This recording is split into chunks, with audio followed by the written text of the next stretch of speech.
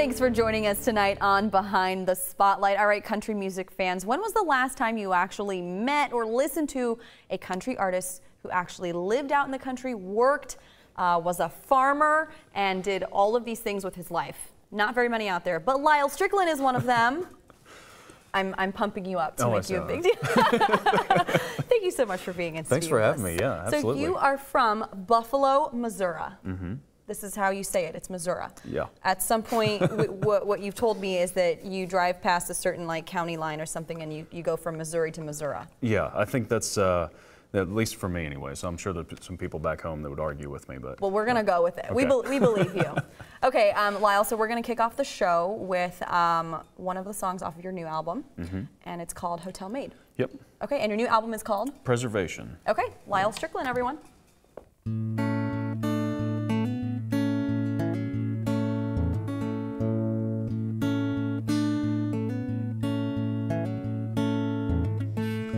$250,000 don't buy that much. Gonna need 100 more to keep my daddy's place up. 3 years of taxes have gone unpaid, and my girl pulls her weight as a hotel maid.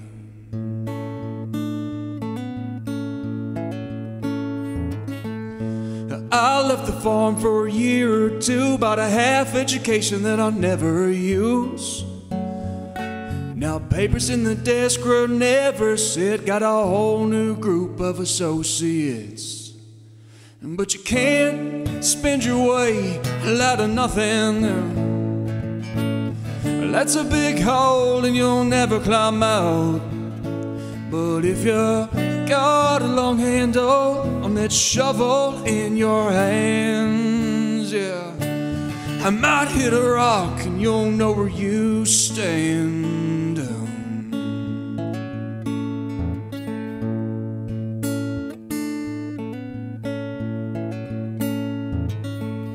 I broke a piece of glass from the fist last night, but I never really meant it to cause a fight. Now there's some times when I lose my mind, and I know when I do that I'm not so kind.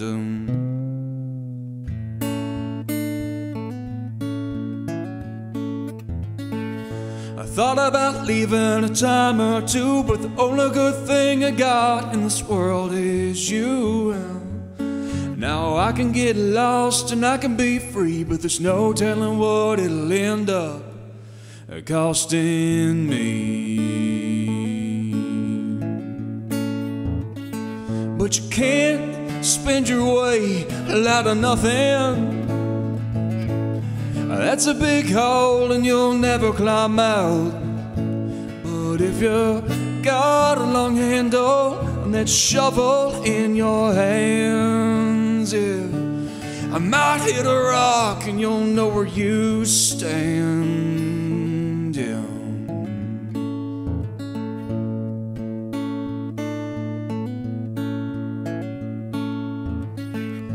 $250,000 don't buy that much. Gonna need 100 more to keep my daddy's place up.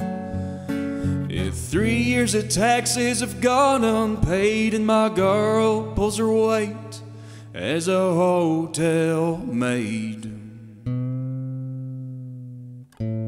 That was Hotel Maid by Lyal Strickland. We're so pleased to have you. Absolutely. Thanks for hanging out with us all day. Oh, it's been a pleasure. So, okay, Hotel Maid is, you know, if you listen to the lyrics, it's about kind of struggling to make ends meet. Even despite having an education. Sometimes you go to school, you rack up all that student debt, and you don't start off in your dream career. Yeah, you got to do something to keep the lights on. So. Was any of that personal experience? Some of it. So you personally were not a hotel maid? No, I was not. I was not. No, struggling to kind of make ends meet and keep the farm together was definitely my experience, but I was fortunate enough to work on the farm and play guitar. So the farm kind of kept you busy and fed? Yeah, and I didn't have too much to worry about responsibility-wise, you know. So that was nice, but it's hard for a lot of people. And it was difficult, you know, the first few years too, to keep the fences up and keep the taxes paid. You said it was kind of in a state of disrepair a little bit. Yeah. It'd been quite a bit since anyone had really done big major work on the farm. So kept up, which for those of you who don't know, Lyal actually does run and take care of a farm raising cows. Yeah, taking care of cows. Yeah, grass-fed organic beef, and yeah. That's amazing. And then also you have a newer endeavor, which is a coffee shop, right? Yeah, I was off tour last year, and usually the winters are pretty slow for the music. There's not a whole lot of shows, and the farm probably shouldn't be slow, but it's awful cold, and I don't like to get out there. So I don't blame you. No, not at all. So the winters are a little slow there too, and my mom and I decided to open a coffee shop on the square in Buffalo. So. I love it. So we've got a singer-songwriter, a farmer, and a coffee connoisseur in the house. A man of many talents, and we're going to dig into his story a little bit more here in a little bit. Don't go anywhere. Where's that man? One with the smiling eyes, the one there.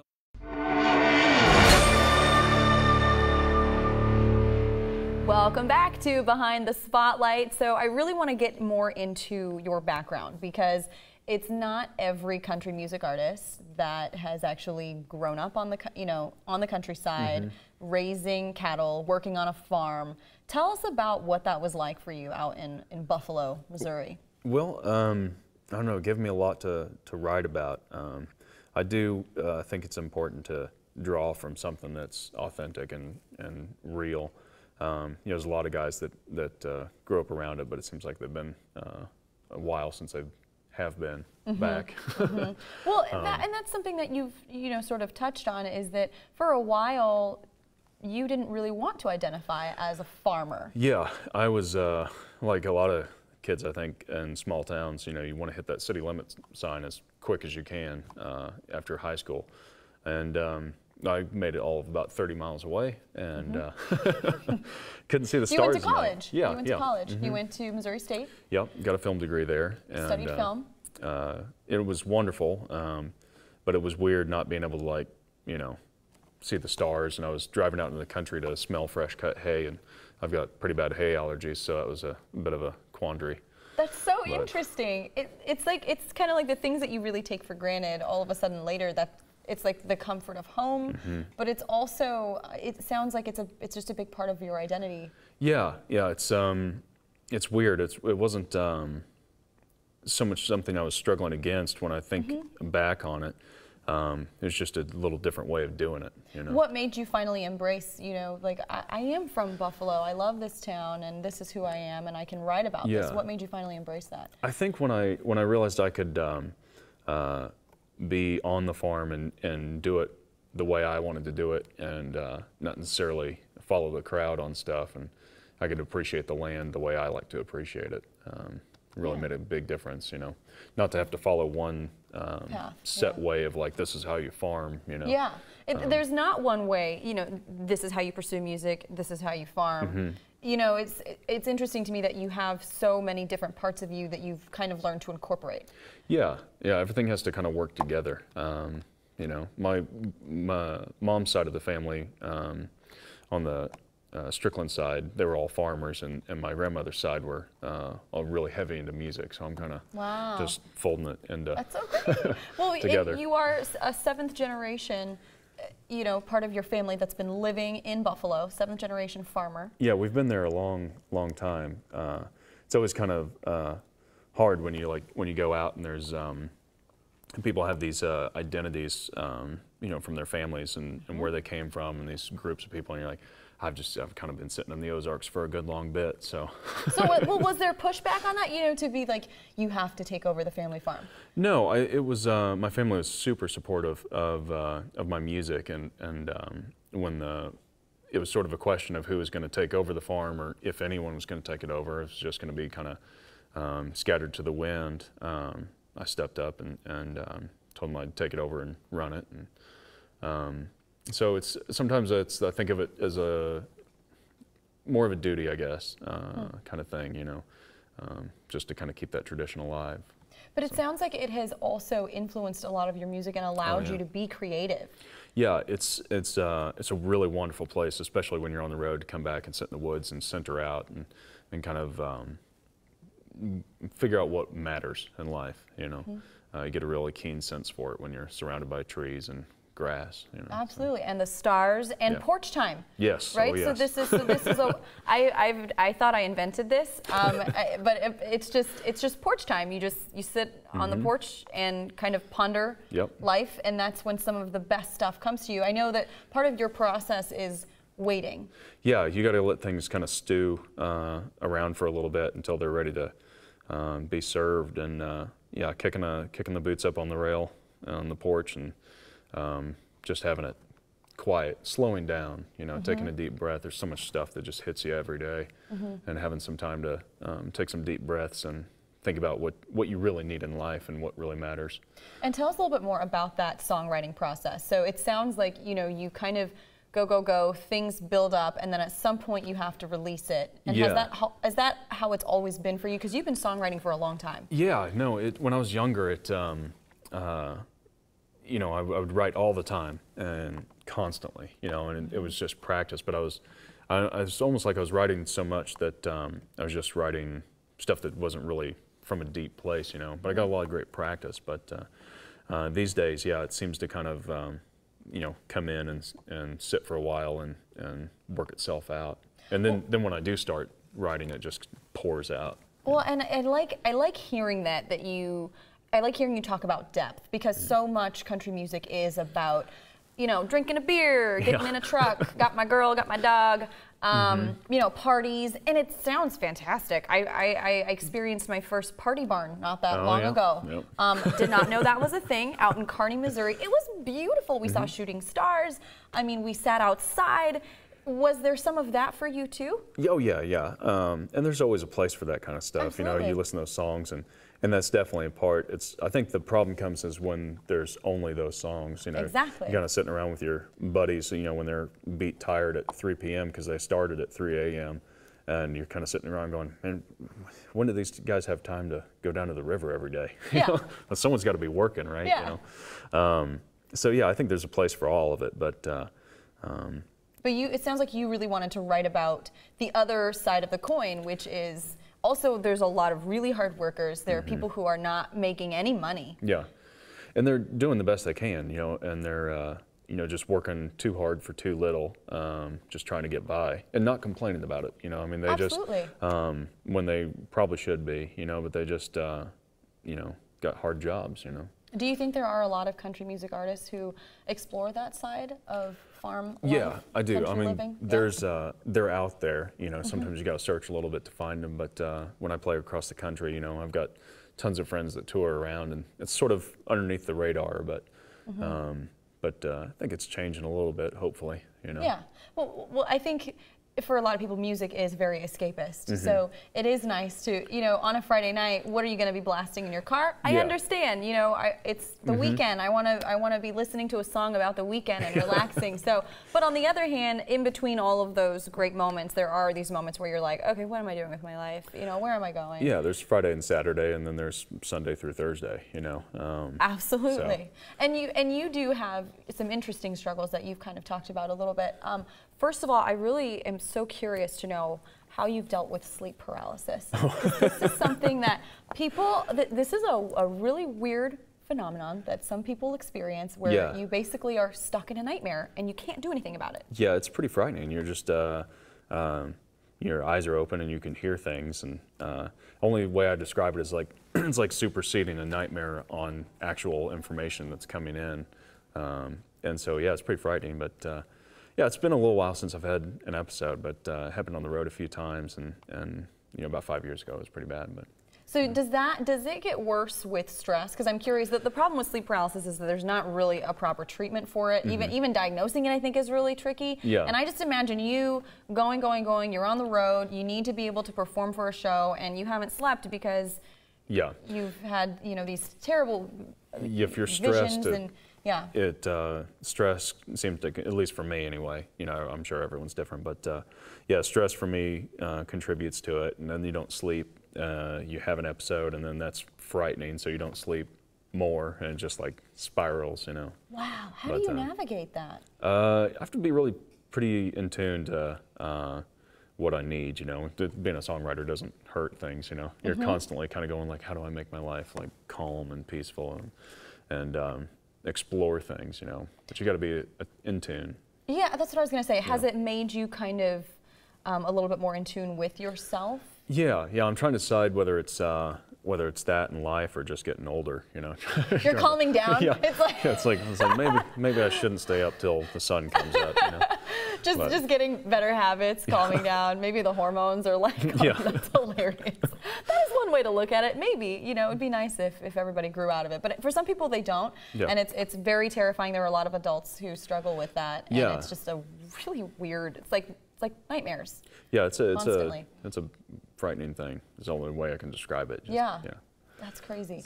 So where do you want to go from here? I know that you have your new album is out now, and you collaborated with Robbie Turner, who plays the steel pedal. Yeah, pedal steel. The pedal steel. The pedal steel, which is a new instrument. It's not a new instrument. It's new to me.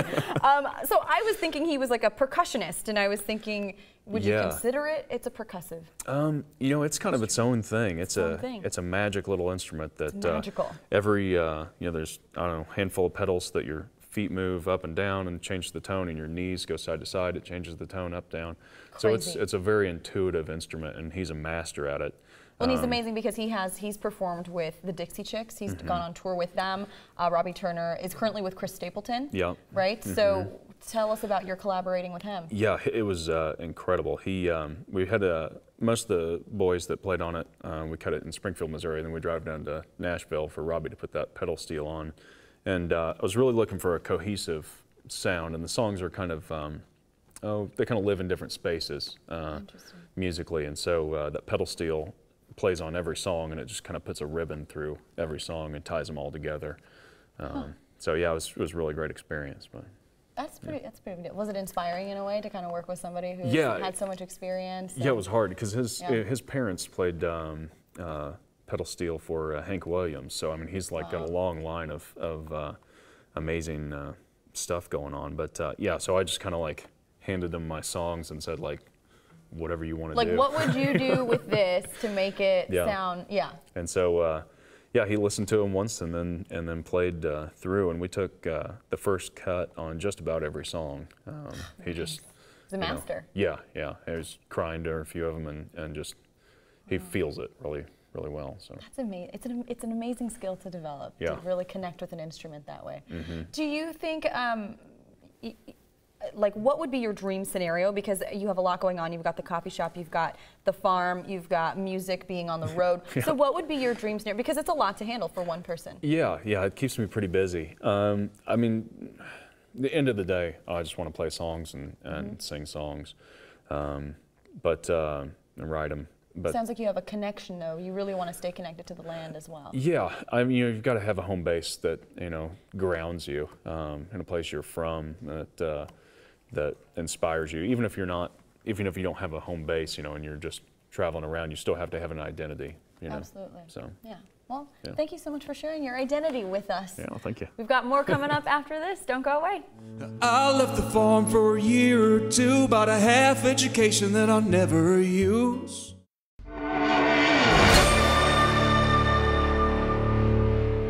Welcome back to Behind the Spotlight. We've got Lyal Strickland here, and we do have one more song for you. It's called Clyde and His Clippers, which I love the backstory with this one. Yeah, it's about a little barbershop in the hometown square in Buffalo, Missouri.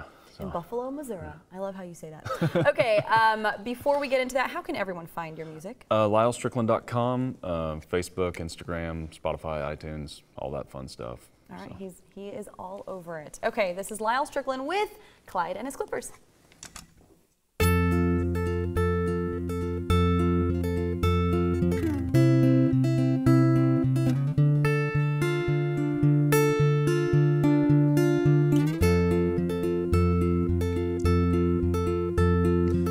Clyde and his clippers messing up the floor. Been cutting the boys' hair since spring of '54. Not anymore. Sure wasn't no big dream, tiny little store, but it kept him fed and kept him honest to the core. not anymore.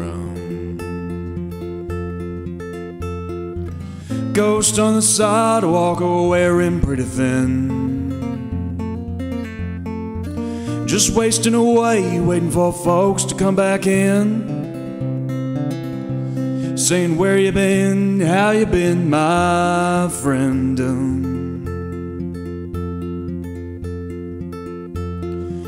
Lost his business when the big box came in, but he didn't close her down, just took it on the chin. And now where you been? Shopping and groceries and banking held within, even got a little hair place with 2 chairs like twins. And now where you been? Ghost on the sidewalk, wearing pretty thin, just wasting away, waiting for folks to come back in,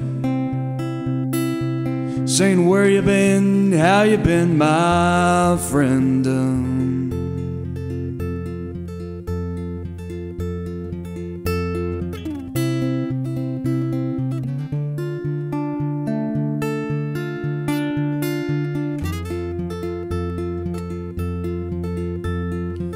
Cloud and his clippers up on every day till 2. Not that it matters, 'cause they all just pass right through. And now what'd you do? Squares nearly